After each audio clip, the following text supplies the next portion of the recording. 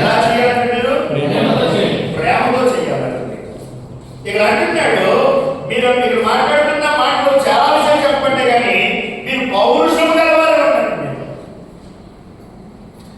ప్రభు గారు మీరు పౌరుషంగా బ్రతకాలి, మీ తోటి వారి ముందు మీ సాక్ష్యం కాపాడుకోవాలి.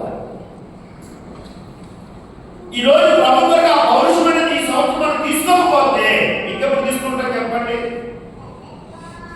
2024 ఏదో క్షీణించేసాం, బ్రతికిస్తాం అనుకున్నాం, 2025 వచ్చేస్తాం, అదే రామకథ వస్తే దానికి దీనికి తేడా ఏముంది? ఇప్పుడు 2024కి 2025కి తారతమ్యమేమీ లేదు, వ్యత్యాసం అనేది ఏమీ లేదు.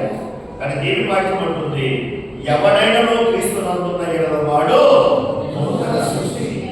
ఆ నూతన సృష్టిగా నీ జీవితాన్ని కట్టుకోవాలంటే క్రీస్తు కొరకు రోషం కలిగి బతకాలి. హల్లెలూయా. ఈరోజు బిడ్డలారా, అట్టి పౌరుషాన్ని ప్రభు నిమిత్తం పనిచేద్దాం, ప్రభుని సమర్పించుకుందాం, దేవుని ఆజ్ఞను జ్ఞాపకం చేసుకుందాం. నూతన సృష్టిగా ఉండడానికి మొదటి అర్హత క్రీస్తునందు సమర్పణ, రెండవది క్రీస్తు మీద ఆధారపడాలి, మూడవది క్రీస్తుని బట్టి సంతోషించువారము, నాలుగవది క్రీస్తు చేతనే నడిపించబడాలి, ఐదవది క్రీస్తు కొరకు రోషము కలిగి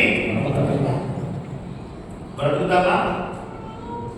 నూతన సంవత్సరాలు చాలా మంది తీర్మానాలు చేసుకుంటారు.